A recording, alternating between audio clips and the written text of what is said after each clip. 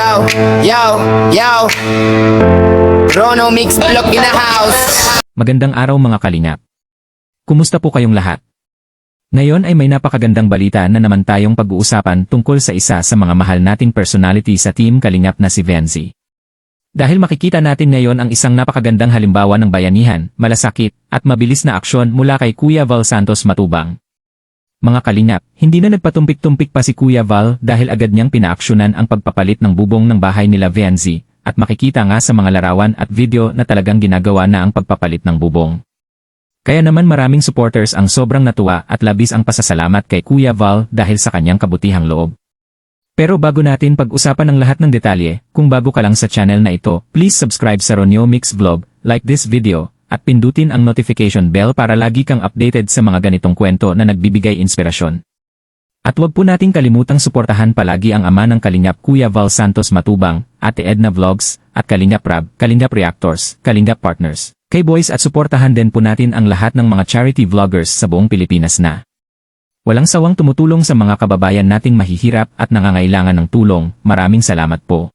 Dito sa taas, mga kapatid.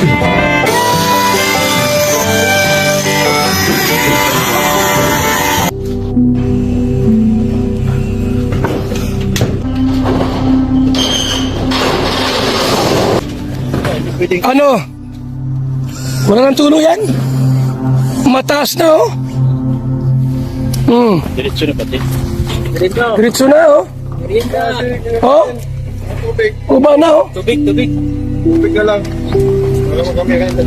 Yes. Tubig na lang. So maliwanag po na ang zero ay pababa na. Oh? Nakataon tuloy na po. Ang bihira yan ha. Yun, babaw yun.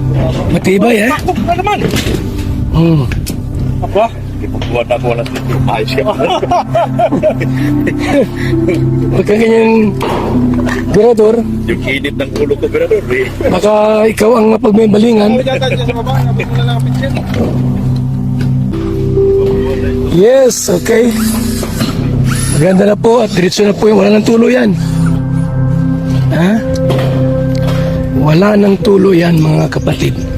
Mga kalingap, alam naman natin na sa mga nakaraang araw ay maraming usapin tungkol sa kalagayan ng bahay nila Venzy.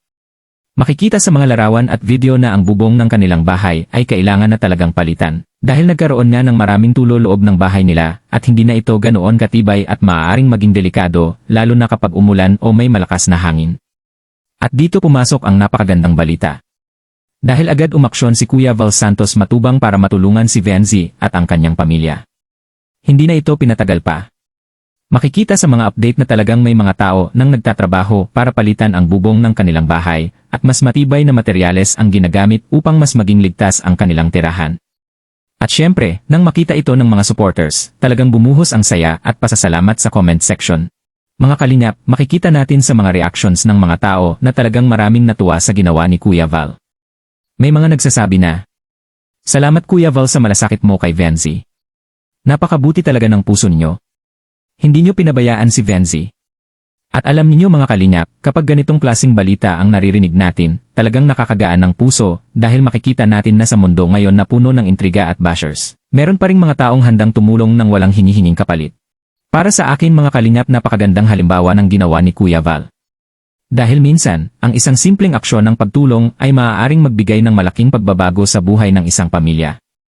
Isipin niyo na lamang kung gaano kalaking ginhawa ang mararamdaman ng pamilya ni Venzy kapag alam nilang ligtas at matibay na ang bubong ng kanilang bahay. Hindi lang ito tungkol sa material na bagay. Ito ay tungkol sa pagpapakita ng malasakit at pagmamahal sa kapwa. At iyon ang tunay na diwa ng pagtulong. At sa mga taong patuloy pa ring naghahanap ng mali o gumagawa ng issue, sana ay makita ninyo ang ganitong klaseng pangyayari. Dahil imbes na maghanap ng intriga, mas maganda siguro kung matuto tayong pahalagahan ang kabutihan na ginagawa ng ibang tao. Hindi naman natin kailangan maging mayaman para tumulong. Minsan, sapat na ang magbigay ng suporta, positibong salita, at panalangin. Ang pinakamagandang aral dito mga kalingap ay ito. Kapag may kakayahan tayong tumulong, gawin natin ito habang kaya pa natin. Dahil hindi natin alam kung gaano kalaki ang epekto nito sa buhay ng ibang tao. At tulad ng ipinakita ni Kuya Val, minsan isang mabilis na aksyon lang ang kailangan para mabago ang sitwasyon ng isang pamilya. Kaya saludo tayo sa mga taong may busilak na puso at handang tumulong sa kapwa. Kayo mga kalingap at mga ka-EDSI, ano ang masasabi nyo sa agarang aksyon ni Kuya Val Santos Matubang para sa bahay ni Venzi? Karapat-dapat ba siyang pasalamatan ng buong supporters? I-comment niyo ang inyong opinion sa comment section dahil gusto kong mabasa ang inyong mga saloobin. At kung nagustuhan niyo ang video na ito, please like, share, at subscribe sa Ronyo Mix Vlog para mas marami pa tayong mapag-usapang kwento na nagbibigay inspirasyon. Maraming salamat sa inyong lahat. At magkita-kita tayo sa susunod na video. God bless everyone.